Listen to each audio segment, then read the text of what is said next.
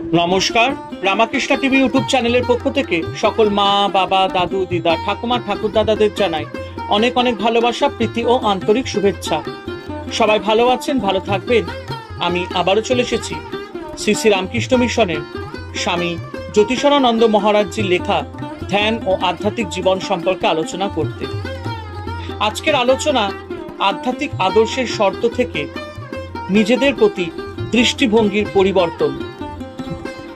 স্বামী জ্যোতিষানন্দ মহারাজজি খুব সুন্দরভাবে আমাদের কাছে এই বিষয়ে আলোচনা করেছেন। গ্রিক পুরাণে নার্সিসাস নামে এক সুদর্শন যুবকের গল্প আছে। সে পুকুরের জলে নিজ প্রতিবিম্বের প্রেমে পড়েছিল। সে সেই প্রতিচ্ছবিটিকে ভোগ করার আকাঙ্ক্ষায় থাকতে থাকতে শুকিয়ে মারা গেল। কারণ এরকম আত্মপ্রেম শেষে ব্যর্থতায় পর্যবসিত হয়। এই রকম আত্মপ্রেম একরকম রোগ। সে বিষয়ে ডক্টর কার্ল জুং এর নির্ণয় ঠিক ছিল যখন তিনি বলেছেন, অহংভাব রোগগ্রস্ত, কারণ সেটি পূর্ণ সত্তা থেকে বিচ্ছিন্ন আর মানব সমাজে এবং আপন প্রকৃত সত্তার চৈতন্যের সঙ্গে সংযোগ হারিয়েছে। হিন্দু প্রবাদ বাক্যে পাওয়া যায়, অজ্ঞতার মদে মত্ত হয়ে সারা সংসার হয়েছে মাতাল। শ্রী রামকৃষ্ণ বলতেন, আমি মলে ঘুচিবে জঞ্জাল, এবং যতক্ষণ অহংকার থাকে ততক্ষণ জ্ঞান হয় না, আবার মুক্তিও হয় না। তিনি আরো বলতেন, পাশবদ্ধ জীব, পাশমুক্ত শিব। মহান যোগাচার্য পতঞ্জলির বর্ণনায় পাওয়া যায় কিভাবে জীবাত্মা চালিত হয় অজ্ঞানের দ্বারা, যা নেতিবাচক কোনো সত্তা নয়।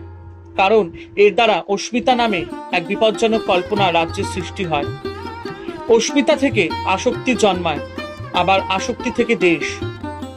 এই ক্রিয়া প্রতিক্রিয়া পরম্পরার ফলে জীবনের ও জীবন ধারণের ক্লেশের ওপর ভীষণ আসক্তি এসে পড়ে। অস্মিতাপূর্ণ হওয়ায় আধ্যাত্মিক ব্যাধি। সকল অধ্যাত্ম পথেই এই অস্মিতা ব্যাধি দূরীকরণের উপায় নির্ধারিত আছে। হিন্দু শাস্ত্রে এই পথগুলিকে যোগ নাম দেওয়া হয়। প্রথমে কর্মযোগ বা নিষ্কাম কর্ম প্রচেষ্টা। এতে আত্মসমর্পণের ভাবে সমস্ত কর্মফল পরমাত্মায় নিবেদিত হয়। ক্রমে প্রতিটি কাজই আত্মসমর্পণ হয়ে দাঁড়ায় এবং স্বার্থপরতাপূর্ণ অস্মিতা বা অহং ভাবটি বিজিত হয়ে যায়। রাজযোগের পথও আছে। এ পথে মনকে একাগ্রভাবে ব্যক্তিত্বের উচ্চ থেকে উচ্চতর স্তরে নিয়োগ করতে করতে অগ্রসর হতে হয়।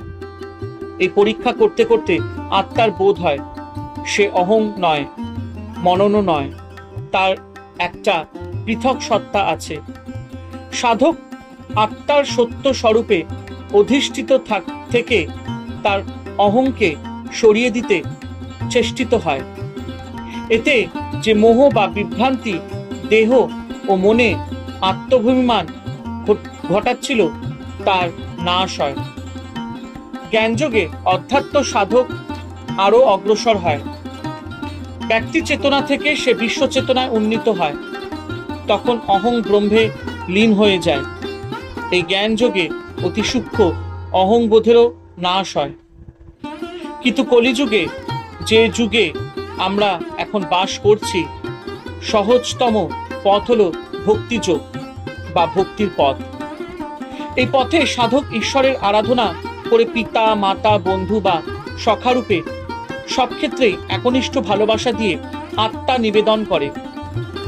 আমাদের জীবনটাই ঈশ্বরের নির্বচ্ছিন্ন সেবায় পরিণত হয়। শ্রী রামকৃষ্ণ বলতেন, দু একটি লোকের সমাধি হয়, অহং যায় বটে কিন্তু প্রাণ যায় না। একান্ত যদি আমি যাবে না, থাক শালা, দাস আমি হয়। এইরূপ প্রেমের সেবায় অহং ধীরে ধীরে তার মন্দ স্বভাব ছেড়ে উচ্চতর জীবে ঈশ্বরের হাতে যন্ত্ররূপে পরিবর্তিত হয়। শ্রীরামকৃষ্ণের কথায় কাঁচা আমি পাকা আমি হয়ে যায়, তাতে আর কোনো ক্ষতি হয় না। আত্মা যে দেহ থেকে এমনকি মন থেকেও পৃথক, তা আমরা প্রত্যক্ষ উপলব্ধি করতে পারি। যোগের নৈতিক ও আধ্যাত্মিক অনুশীলনে অগ্রসর হলে পরিষ্কার বোধ হবে অখণ্ড পরমাত্মাই জীবাত্মা রূপে এই মনুষ্য শরীরে অবস্থান করেছে। যেটা বিভক্ত বলে মনে হয় তা জীবাত্মা নয়, ব্যক্তি মন। এই পৃথক ভাব হয় মনে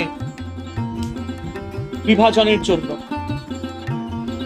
নৈতিক সংস্কার ও আধ্যাত্মিক অভ্যাস এক নতুন বোধ শক্তি, শতলব্ধ জ্ঞান জাগিয়ে তোলে, যাতে আমাদের বোধ হয় যে আমরা দেহও নেই, মাফ করবেন, আমরা দেহও নই, মনও নই। আমরা আমাদের চিন্তা ও আবেগ সমূহের সাক্ষী হতে পারি। যেমন উপনিষদে আছে, আত্মা ইন্দ্রিয়গুলির মাধ্যমে প্রকাশিত হন। ইন্দ্রিয়গুলি আত্মার যন্ত্রস্বরূপ। আত্মাকে শরীর থেকে পৃথক করা হয়। আত্মাকে শরীর থেকে পৃথক করা যায়। আমরা সত্যই মনুষ্য জীবনের গণ্ডিতে আবদ্ধ নই। এই উপলব্ধিতেই আমরা গভীর আনন্দ অনুভব করি। আমরা যখন আমাদের প্রকৃত স্বরূপ ভুলে গিয়ে অহংকারের সঙ্গে একাত্ম বোধ করি, তখন প্রকৃতির হাতে এক ক্রীড়নক হয়ে পড়ি।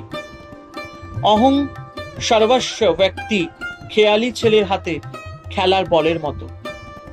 তার কোনো স্বাতন্ত্র নেই। সে প্রকৃতির শক্তির দয়ার উপর নির্ভরশীল।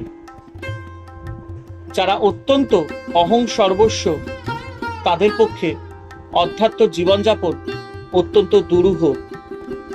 তারা ভুল করে তাদের নিম্নতর আবেগগুলিকেই একটা বিরাট কিছু মনে করে তারই অনুসরণ করেন। তারা তাদের চেতনার আরো ক্ষীণ স্বরটুকুর সাবধানবাণী শুনতে থামে না। যারা আত্মজীবনের দুঃসাহসিক অভিযানে নামতে চায়, তাদের পক্ষে আগের অহংকারের কিছুটা দমন একান্ত প্রয়োজন। লোক দেখানো বাহু বিনয় প্রদর্শনী যথেষ্ট নয়। চাই আমাদের অন্তঃস্থিত সুপ্ত দেবত্বে আস্থার উপর প্রতিষ্ঠিত মর্যাদাপূর্ণ নম্রতা। ঈশ্বরের শরণাগতির মনোভাব, অনাসক্তি ও নৈতিক সংশোধনগুলি গ্রহণের মানসিকতা ছাড়া আত্মজীবন দুরূহ হয়ে পড়ে। অন্যভাবে বলতে গেলে আমাদের নিজেদের প্রতি, জগতের প্রতি ও ঈশ্বরের প্রতি দৃষ্টিভঙ্গির আমূল পরিবর্তন সাধনে সচেষ্ট হতে হবে। অসংখ্য ধন্যবাদ যারা যারা আজকের এই আলোচনায় উপস্থিত ছিলেন। আমি সকল মা বাবা, দাদু দিদা, ঠাকুমা ঠাকুর দাদাদের কাছে ক্ষমা চেয়ে নিচ্ছি। আমার পরিবারের সদস্যদের কাছে ক্ষমা চেয়ে নিচ্ছি। আমি ভগবানের কাছে ক্ষমা চেয়ে নিচ্ছি যদি কোনো উচ্চারণে ভুল করিয়া থাকি। রামাকৃষ্ণ টিভি ইউটিউব চ্যানেলকে ভালোবাসা দেবেন, ভালোবাসতে থাকবেন এবং পাশে থাকা বেল আইকনটি অবশ্যই প্রেস করে দেবেন, যাতে এরকমই সুন্দর সুন্দর ভিডিওর নোটিফিকেশন আপনাদের কাছে যাতে চলে যায়। হরে কৃষ্ণ কৃষ্ণ কৃষ্ণ হরে হরে, হরে রাম রাম রাম হরে হরে। জয় শিব শম্ভু, জয় দেবী দুর্গা দুর্গতি নাশিনী, জয় মা কালী, জয় ঠাকুর শ্রীরামকৃষ্ণ পরমহংসদেবের জয়। সবাই ভালো থাকবেন, আনন্দে থাকবেন এবং রামাকৃষ্ণ টিভি ইউটিউব চ্যানেলের পাশে থাকবেন।